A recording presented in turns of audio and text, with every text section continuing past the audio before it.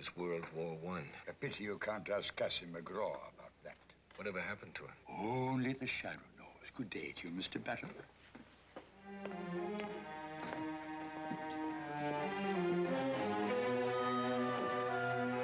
Michael, over here. Maggie. Somebody once told me that happiness is being met at the airport. I had to see you. You look great. I thought you'd be interested in what happened in court. I spent the day in the gallery. You must be psychic. Things are so tight trying to make the plane, I didn't have a chance to call the office. Duncan brought out 2 more literary experts, a professor from Colorado and a syndicated book reviewer. They both said the book was obscene, and they put it down for its prurient appeal. He also dragged in the 2 cops who found Sherry Moore and the physician who examined her after the rape. I'm sure Clay didn't let Duncan get away with those cheap courtroom theatrics. Evidence of sperm within the vagina. Objection! The violation of Miss Moore has nothing to do with this alleged obscenity case. Your Honor, the police witnesses are the foundation for Jerry Griffith's appearance. This is relevant and material because I will show that the obscene pages from the Jadway book created the wish to commit rape within Jerry Griffith and then drove him to act out this wish. So what else have I missed? Well, for one thing, you have no idea of the conflict going on at the house over Jerry's testifying. Is he still resisting? I want to ask you not to put Jerry on the witness stand. Before you say anything, let me finish. And I won't say do it for me, Mike, but for Jerry's sake alone, please waive your cross-examination. I'm sorry, Maggie, but I can't betray the people who've retained me. The DA's had it all his own way so far. And now he plans to prove the dangerous influence of Jadway's writing by hitting us with Jerry Griffith. No. This is our first opportunity to stop him. But Jerry is paralyzed with fear over the cross-examination. He might even try to take his own life again. But if we don't defend ourselves here, then we go under. In the sense of strike another important blow against free speech. If I had LaRue, Mrs. Vogler, even that little, I had a star witness like Cassie McGraw. And you can have her, Mike. You promised not to cross-examine Jerry, and I promised to get you Cassie McGraw herself. Please raise your right hand. You solemnly swear to tell the truth and nothing but the truth, so help you God? I do. State your name for the record. Jerry. Jerome Griffith. Please be seated.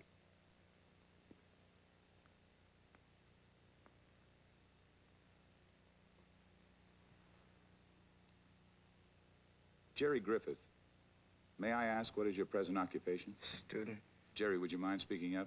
You said? I'm a student. How long have you been at the university? Almost 2 years. Before this year, or let's say during your last year of high school, your first 2 years of college, how frequently did you go on dates with girls? It's hard to remember. I can't remember how frequently. Well, can you give an approximation how frequently? Objection, Your Honor. The witness has stated that he does not remember.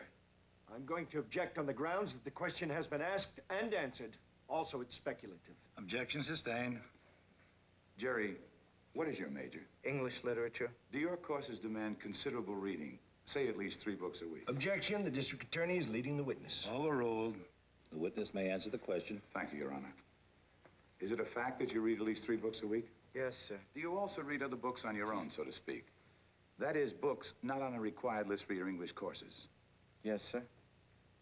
Have you ever read a book called The 7 Minutes by J.J. Jadway? Yes, sir, I have.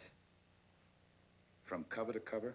Every word of it? Yes, sir. What was your reaction to the book? Objection! The witness's reaction to the book is highly immaterial. No evidence has been produced by the prosecution showing this witness to be a literary expert. Mr. Griffith's reaction is highly irrelevant, speculative, and having nothing whatsoever to do with the merits of this trial. Mr. Barrett, I must warn you against making speeches for the jury's benefit. I find the prosecutor's line of questioning to be highly probative and material to the issue of whether or not the 7 minutes is obscene. The jury is admonished to disregard defense counsel's argument before the court. You may proceed, Mr. Duncan, hopefully without any interruptions from Mr. Barrett. Thank you, Your Honor. Jerry, what was your reaction to the reading of the 7 minutes? I was upset. What do you mean, upset? I was mixed up inside. All mixed up. I couldn't sleep. Did you go to school the next day? Yes, but I cut some of my late afternoon classes. Why? I had my mind on that book. I kept it in my car. And I drove around for a while. And then I found a lonely road up in the hills. And I reread parts of the book. Can you recall what sections you reread? I don't remember exactly. Some of the first chapter. The first of the 7 minutes in the story. I read that several times. What was in those pages? I don't remember exactly. If I may refresh your memory of that part, Jerry.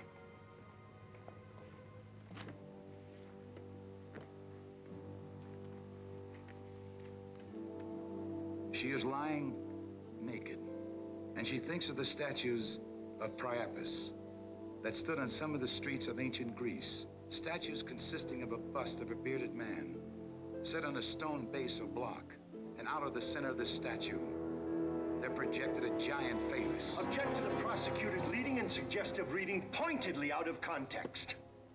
Mr. Duncan should be conversant with the fact that a work, whether it be writing or motion pictures, must be considered as a whole, particularly when the question of obscenity hangs in the balance. Mr. Barrett, my patience is stretched to the breaking point. The counsel for the prosecution's reading is clearly and obviously foundational and will be followed by a proper question. You will continue reading, Mr. Duncan. Thank you, Your Honor. And out of the center of the statue, there projected a giant phallus.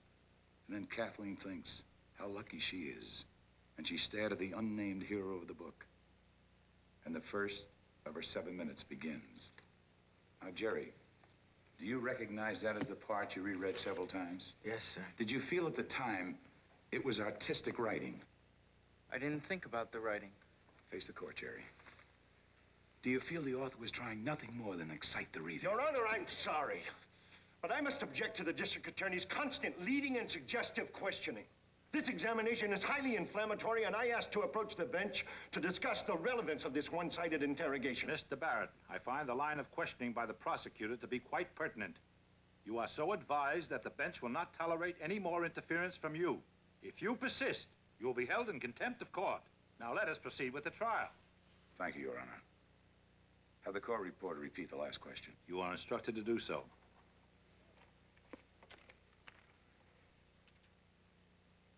Question by Mr. Duncan. Did you feel that the author was trying to do anything more than excite the reader? No. Did this passage and other passages excite you? Yes, sir. In what way did this excitement manifest itself? Physically. I wanted to have a girl. Do you mean you wanted to have sexual intercourse with a girl? Yes, sir. With some particular girl or just any girl? Any girl. What did you do next? It was nighttime.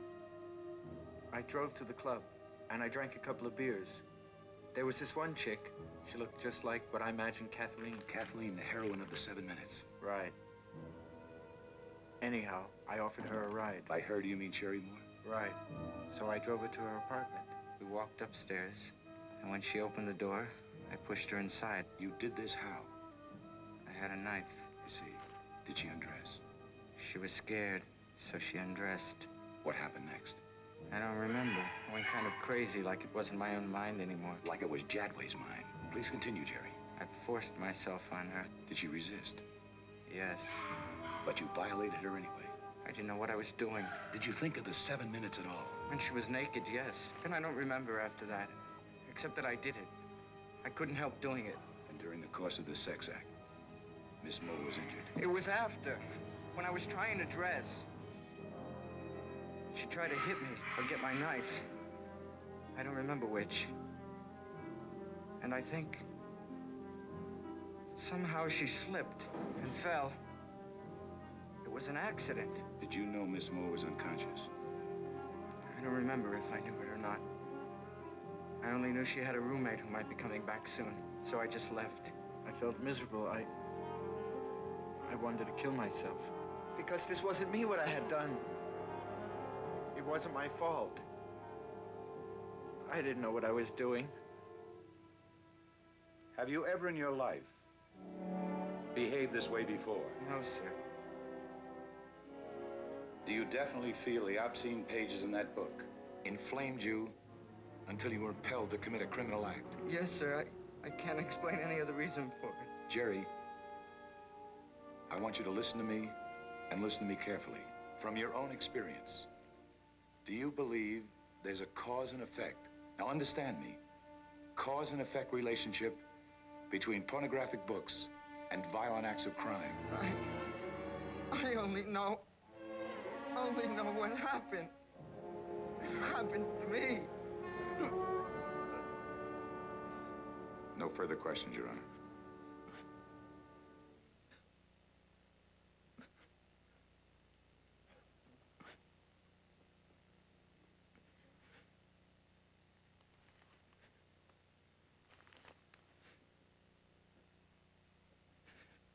The defense has no questions, Your Honor.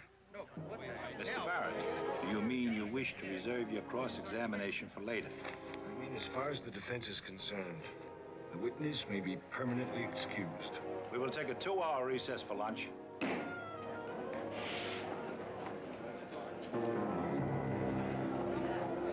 Barrett, why did you cross-examine the kid? No comment.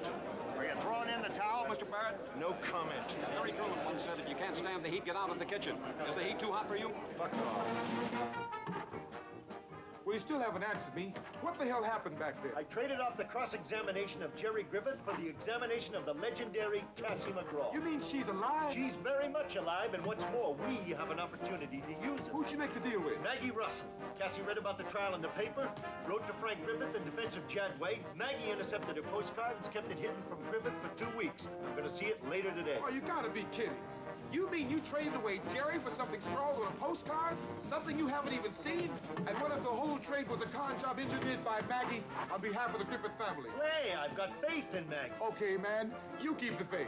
But look at the other side of it, man. A living Cassie McGraw as a defense witness would be a sensation. When is Maggie supposed to turn over this postcard? Sometime later today, so you'd better call the signals from the start. And to the best of your recollection, you have not omitted any pertinent facts surrounding your arrest at the Argus bookstore by Sergeant Kellogg of the County Sheriff's Office. No, sir. Your witness.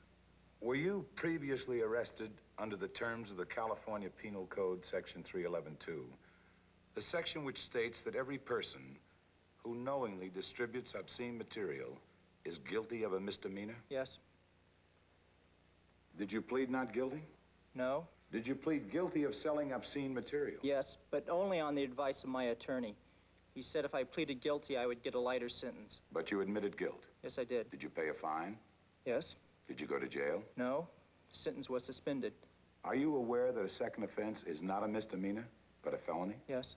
Are you cognizant of the fact that you can go to jail for a year and be fined up to $25,000? Yes, I am. Are you aware that the publisher, the Sanford House, pandered the 7 Minutes with this garish poster prominently displayed in front of the Argus bookstore? But there were other quotes on similar advertising that described it as a distinguished work of art.